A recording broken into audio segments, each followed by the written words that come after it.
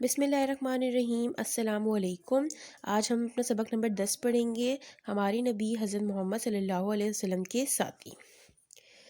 ہمارے نبی حضرت محمد صلی اللہ علیہ وسلم نے جب لوگوں کو اللہ کی عبادت کرنے کی طرف بلایا اور گناہ سے بچنے کا حکم دیا تو جن لوگوں نے آپ صلی اللہ علیہ وسلم کی دعوت کو قبول کیا اور آپ صلی اللہ علیہ وسلم کے ساتھی بنے، ان کو صحابہ کرام کہا جاتا ہے۔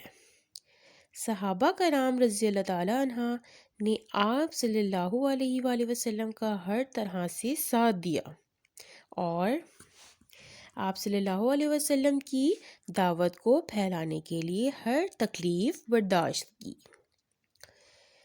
آپ صلی اللہ علیہ وسلم کی دعوت کو سب سے پہلے قبول کرنے والے افراد یہ ہیں: آپ صلی اللہ علیہ وسلم کی بیوی حضرت خدیجہ رضی اللہ تعالیٰ عنہ، آپ صلی اللہ علیہ وسلم کے دوست حضرت ابو بکر رضی اللہ تعالیٰ عنہ، آپ صلی اللہ علیہ وسلم کے چچا زاد بھائی حضرت علی رضی اللہ تعالیٰ عنہ، آپ صلی اللہ علیہ وسلم کے غلام حضرت زید بن حارث۔ آپ لوگ اس کی بلند خوانی کریں، ٹھیک ہے، اور 2 سے 3 بار اس کی بلند خوانی کریں اور پھر اس کے بعد مجھے وائس میسج پہ سینڈ کریں۔